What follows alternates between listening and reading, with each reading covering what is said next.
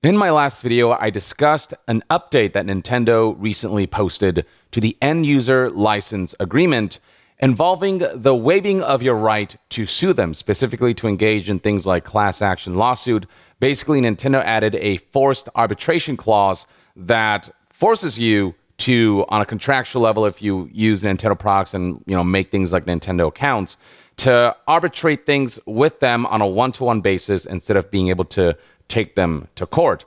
How much that clause can hold up really depends on the state, depends on the courts and judges and whatnot, but it's just this extra layer of protection because Nintendo was bombarded with lawsuits after the Switch 1 era faced wide issues in regards to Joy-Con drift that forced a lot of people to have to repurchase Joy-Cons because the product itself just wasn't very long-lasting. Its longevity just wasn't what it should have been.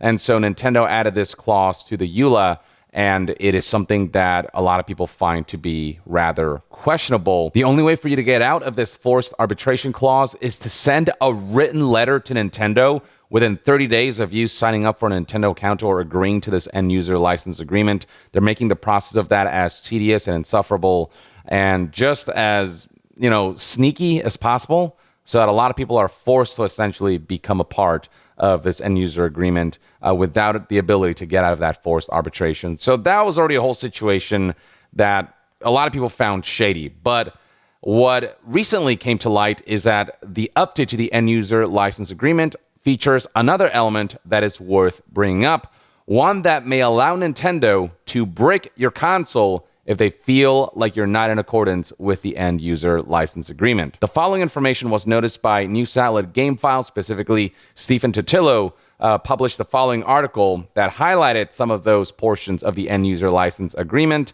that has changed to a degree where it just feels rather extreme. So let's look at Nintendo's end-user license agreement, or their account user agreement, which was changed on May of 2025, which added clauses in regards to forced arbitration that tries to prevent you from, allowing you to class action lawsuit them. And then beyond that, scrolling down, Section 2 here was recently changed, and this is the portion that I want to read out loud, as it has some pretty significant implications. It reads right here: without limitation, you agree that you may not A, publish, copy, modify, reverse engineer, lease, rent, decompile, disassemble, distribute, offer for sale, or create derivative works of any portion of the Nintendo account services. B, bypass, modify, decrypt, defeat, tamper with, or otherwise circumvent any of the functions or protections of the Nintendo account services, including through the use of any hardware or software that would cause the Nintendo account services to operate other than in accordance with its documentation and intended use. C, obtain, install, or use any unauthorized copies of Nintendo account services. Or D, exploit the Nintendo account services in any manner other than to use them in accordance with the applicable documentation and intended use, in each case without Nintendo's written consent or express authorization, or unless otherwise expressly permitted by applicable law. You acknowledge that if you fail to comply with the foregoing restrictions, Nintendo may render the Nintendo account services and or the applicable Nintendo device permanently unusable in whole or in part. It is no secret at this point that Nintendo is absolutely not a fan of customers being able to take the console that they bought and modify it in the way that they want, whether it be hardware or software modifications. Nintendo does not like homebrew at all, in large part because it does pave the road to potential piracy. Nintendo's been all about, taking down ROM websites and emulation websites. And with the upcoming launch of the Nintendo Switch 2, they want to make sure that their console is as ironclad as possible when it comes to security measures to prevent people from downloading their games and just running them on their console without buying them. And they're casting this wide net of, if you in any way, shape, or form engage in homebrew activity or modification activity, then we have every right to essentially brick your console, to render your Nintendo device permanently unusable in whole or in part. This was a clause that was not there in the old end-user license agreement. This is what it said before that change happened, as archived here by GameFile. You're not allowed to lease, rent, sublicense, publish, copy, modify, adapt, translate, reverse engineer, decompile, or disassemble all or any portion of the Nintendo account services without Nintendo's written consent or unless otherwise expressly permitted by applicable law.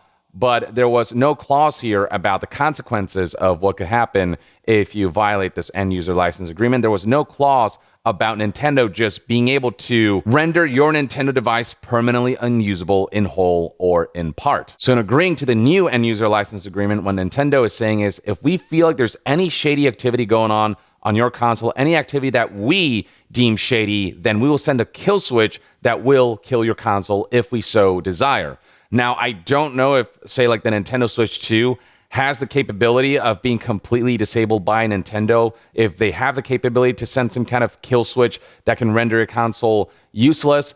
We don't know the technical aspects of how Nintendo would be able to do that, but Nintendo is covering their bases here if they have the capability to do that. If you sign up for a Nintendo account, or if you sign up to Nintendo services and engage with Nintendo products, they just want to give themselves the leeway to be able to disable your device permanently if they don't like what you're doing with it. Now, it seems as though this update to the end user license agreement isn't for all regions, because in the UK, for example, the user agreement reads differently, as highlighted here by Nintendo Life. The UK version of the user agreement, for example, reads as follows: any digital products registered to your Nintendo account and any updates of such digital products are licensed only for personal and non-commercial use on a user device. Digital products must not be used for any other purpose, in particular without NOE's written consent. You must neither lease nor rent digital products, nor sublicense, publish, copy, modify, adapt, translate, reverse engineer, decompile, or disassemble any portion of digital products other than as expressly permitted by applicable law.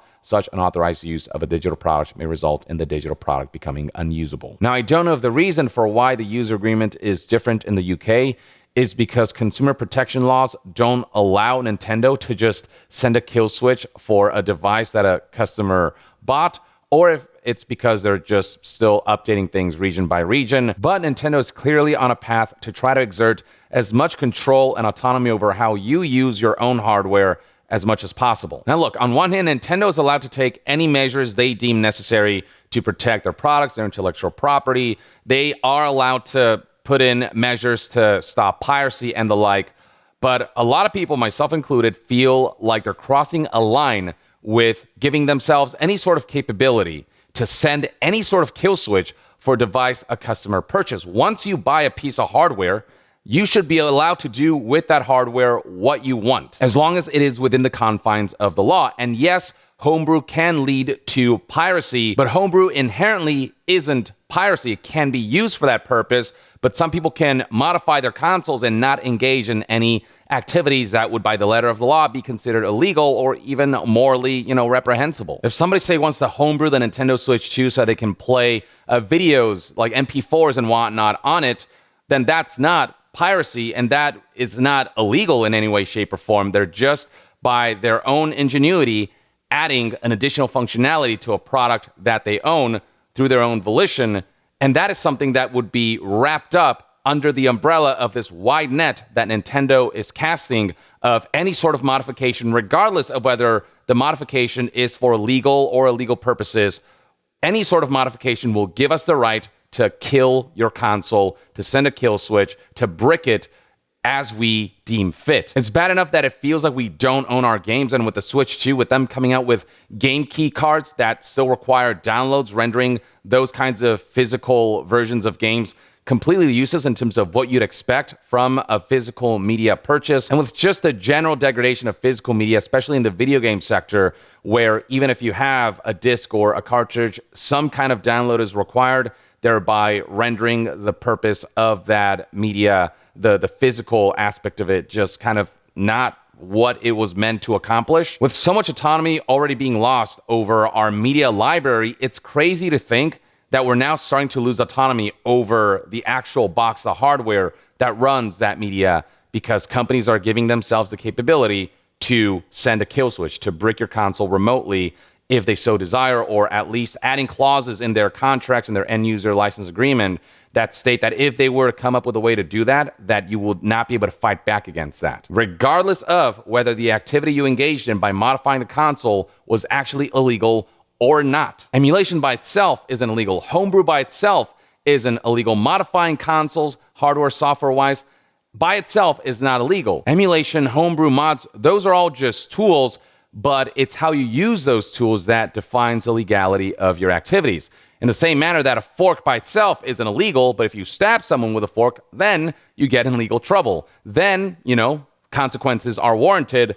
But if you use your fork to eat your meal, then that is just an activity that cannot be persecuted by the law. I don't know if that metaphor made any sense, but all I'm trying to say is that the precedent of a company having the means to disable a hardware device that you own is just a dangerous precedent. This is Nintendo's way of trying to fight piracy, but the way you really fight piracy is by making things better and more convenient than privacy. And you've seen over the years, Nintendo hardware and software have sold incredibly well, and the piracy aspect hasn't been so woefully detrimental to Nintendo as to negatively impact their business to a point where it's this giant red flag where it is going to kill their business. Just make your product, services, the convenience of getting games through you so just seamless and so easy and just so much better with features that make the gaming experience on the platform so good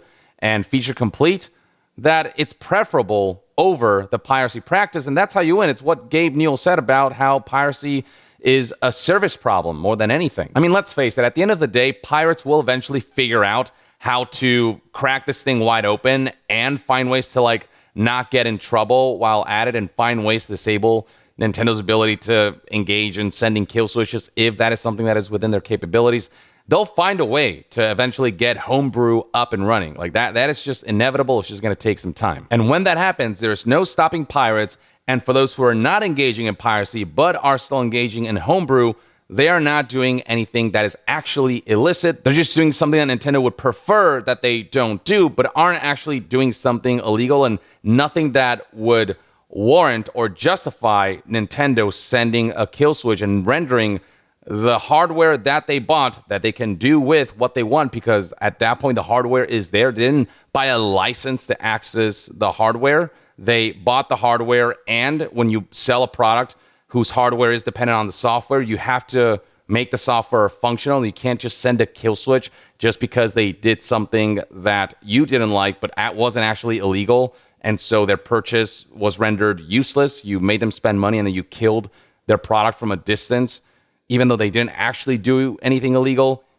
That is a line that when you cross and you normalize, it's going to start to potentially lead into an era where corporations will not only exert control and autonomy over your ability to access your games, but also start exerting control and autonomy over your ability to access the electronic that you bought, the electronic and its functionalities, and your ability to use the hardware that you own, where a corporation can just kill the functionality of the electronics that you purchase. Just normalizing that in any way, shape, or form, just that capability existing at all, is something to be deeply concerned about because of the ways that could be potentially exploited and the way corporations, will essentially really want to control how you use the stuff that you buy. And it's a question of is Nintendo even allowed to do this?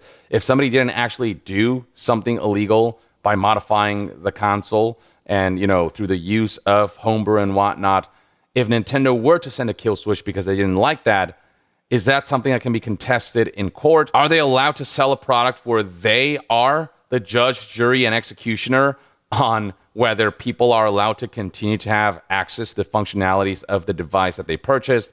That's an area that's very questionable, and I'm curious as to how legally that would actually hold up if this were to be questioned. Should someone present a case where they actually didn't do something illegal through the modification of the Nintendo Switch 2 console or whatever that they purchased, that they homebrewed, but didn't actually engage in, say, piracy? So yeah, food for thought. I don't know. I just thought this was worth bringing up, especially for those who do like to tweak and modify stuff that they purchase, electronics that they purchase. And on top of that, you should also be aware of what I covered previously of how dispute resolution is being handled by Nintendo through the implementation of forced arbitration that waives your ability to engage in class action. And how enforceable that is also something that's called into question, but it will give them some kind of protection And so keep all of that in mind as you engage with the Nintendo ecosystem. But in the meantime, I'd love to hear what your thoughts and opinions are on this update to the end user license agreement. Do you think the negative reception surrounding it is kind of blown out of proportion, or are you as worried as a lot of people are about some of the wording of things and some of the policies that they're implementing that feel a little bit extreme? Share your thoughts in the comments below, and to be further updated on all things gaming news, reviews, and discussions, stay tuned right here on Young Yeah. I'll see you guys next time. Young out.